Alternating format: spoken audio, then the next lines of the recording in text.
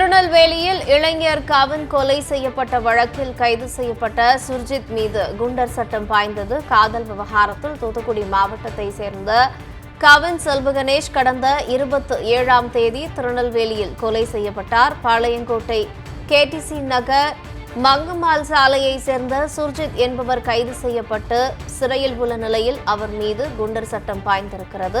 இதுகுறித்த கூடுதல் விவரங்களை வழங்குவதற்காக எமது செய்தியாளர் திருமலைக்குமார் இணைப்பில் இருக்கிறார். திருமலைக்குமார், திருநெல்வேலியில் இளைஞர் கவின் கொலை செய்யப்பட்ட வழக்கில் கைது செய்யப்பட்ட சுர்ஜித் மீது தற்பொழுது குண்டர் சட்டம் பாய்ந்திருக்கிறது. இந்த வழக்கு குறித்த கூடுதல் விவரம் என்ன?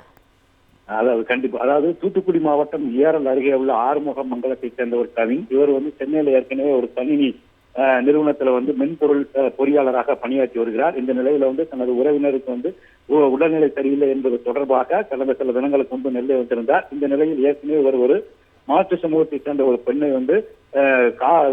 காதல் செய்ததாக கூறப்படுகிறது. இது தொடர்பாக ஏற்கனவே இரு தரப்பிடையே மோதல் இருந்து வந்துள்ளது.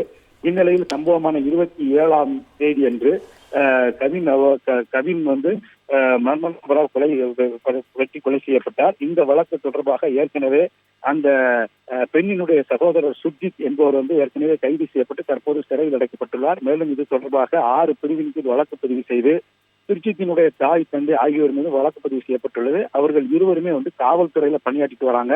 அவர்கள் மீது தற்போது பணியிட நீக்க நடவடிக்கை காவல்துறை சார்பில் எடுக்கப்பட்டுள்ளது. இந்த நிலையில் இந்த வழக்கு பரபரப்பை நோக்கி சென்று கொண்டிருக்கக்கூடிய சூழ்நிலையில் தற்போது சுர்ஜித் பொது இதுக்கு பங்கம் விளைவிக்கும் பலமாகவும் பல்வேறு இது இருக்கிற காரணத்தினாலும் அந்த சுர்ஜித் அவர்கள் குண்டர் சட்டத்தின் தடுப்பு காவலின் கீழ் கைது செய்து மாநகர காவல்துறை ஆணையர் கதிமணி உத்தரவிட்டுள்ளார். இதனைத் தொடர்ந்து சிறையில் இருக்கும் அவரிடம் இந்த குண்டர் தடுப்பு சட்டத்தின் கீழ் கைது செய்யப்பட்டுள்ள ஆணையம் அவரிடம் வழங்கப்பட்டுள்ளது. கூடுதல் விவரங்களை வழங்கியமைக்கு நன்றி திருமலைக்குமார்.